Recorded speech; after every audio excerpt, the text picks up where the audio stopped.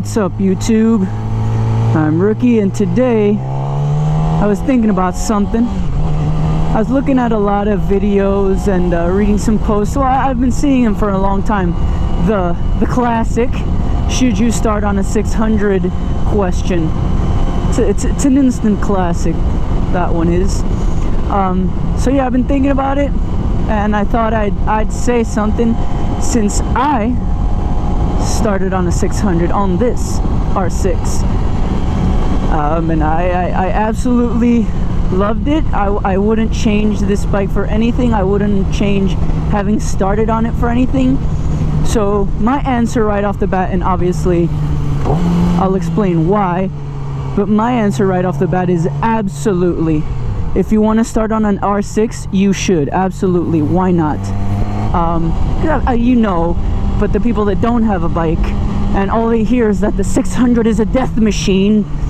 You touch a 600 and you will die, boy. You can look at that minivan. Look at that minivan race me right now. You can go pretty slow on a 600. Being dangerous on a bike is directly correlated to this little gauge right here. As long as you keep this little gauge right here, this little boy right here, keep it under, depending on the bike, you have to know your bike's power band, at least for the R6. As long as you keep it below the 8,000 mark, you're good, man. As long as you keep an R6 below 8,000 RPMs, it's not much faster than a 650. It's not much faster than a fucking moped. It all depends on what you do. Should you start on a 600? It depends mostly on whether you're whether you will be a responsible rider, if you're a responsible driver. Look at this right now. I'm not gonna go above 8,000 RPMs, and I don't know if you can see in my rear view mirror, there's a car going more or less the same speed as me. I'm just chilling below 8,000. Car's about to pass me on the left. I'm just chilling right now. I could be riding an R6 or a Rebel 250 and I'm just chilling. The speed is not much different as long as I keep the RPMs down. It's only if I go ahead and I do something like this that the R6 gets a little bit dangerous. But yeah, basically as long as those RPMs are kept low, you're good. I mean, you gotta know what the bike's power band is. Can you start on a 600? Again, abso-fucking-lutely. You have to be intelligent, and you have to know that until you get the hang of the bike, keep the RPMs low. Start off from the dig, start slow, and shift. As soon as you get to 4,000, 5,000 RPMs, shift. Shift there every time. Don't try to go higher.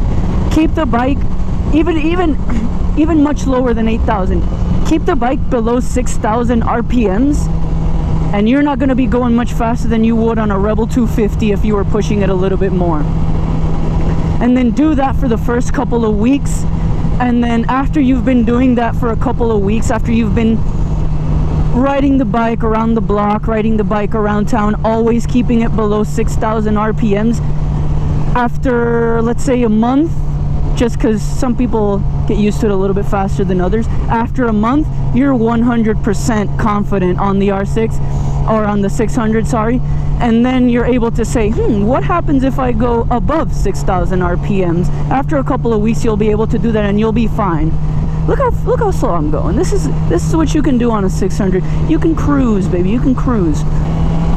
And then, if we're gonna talk about starting on a 600, which 600?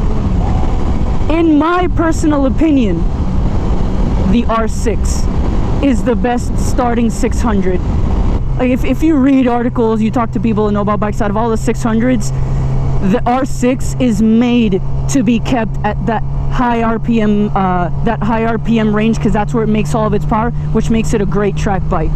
But also the fact that the RPM makes almost entirely all of its power on the high side of the RPM range means it's fucking gutless on the low RPMs. Look up the Suzuki, the Gixxer 600, look up the Kawi ZX6R, Look all those up. Those make good they make good low to mid-range power, which means when you're trying to learn and you're trying to keep the bike below those RPMs to try to keep it going as slow as possible, those bikes are still going pretty fast. Whereas the R6, in that, let's call it beginner power band, is very, very tame, which makes it a really good bike to start on. And again, like I said previously, I started on a 600, I started on an R6, never had a fucking problem. Of course, I was responsible. It depends, again, if you're a reckless type of driver, or you haven't even bought your first motorcycle and you're already thinking about your first wheelie and your first 100 mile an hour pull. I don't know, maybe you should start on something a little bit lower. But then again, if you're already thinking about that shit, nobody's gonna convince you to start on anything lower than a 600. So you've already made up your fucking mind. So here we are on a little back road near where I live, where I used to come to practice, because I once found this back road by accident and nobody comes through here. So this is what I used to practice. And I'm gonna call this game, is it an R6 or a Rebel 250? I'm gonna go ahead and I'm gonna start from the dig like if I was starting from a green light, and I'm gonna keep the bike, well, I'm gonna try to keep the bike under 6,000 RPMs, and you tell me by the speed I'm going if I'm on an R6 or a Rebel 250. Let's go right. Holy shit, she's getting hot. It's a hot day today in California. All right, let's go. Starting from a dig.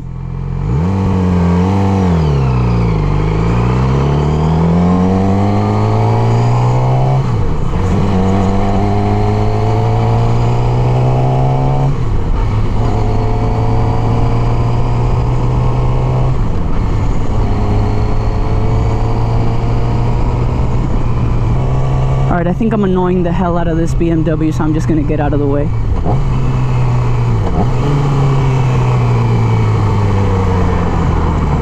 So, who wants to answer the question, class? Was I riding an R6 or a Rebel 250?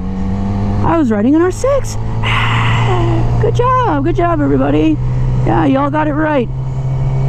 Basically what I'm trying to say is, you just saw me go at the speed of a 1995 Nissan Sentra on an R6. It's very fucking possible. It's not hard.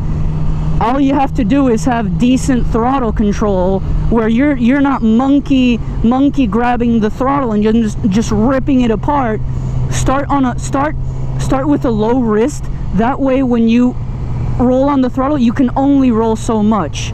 You can ride an R6 at the same speed, much slower than a Rebel 250, if you're just patient for the first few weeks. By the time you're done with that, you'll know what to do. You'll be fine. So for the 5th, maybe 6th time, should you start on a 600? Abso-fucking-lutely. Which 600? The R6. Thank you very much. Have a great day. This has been Knowledge by Rookie.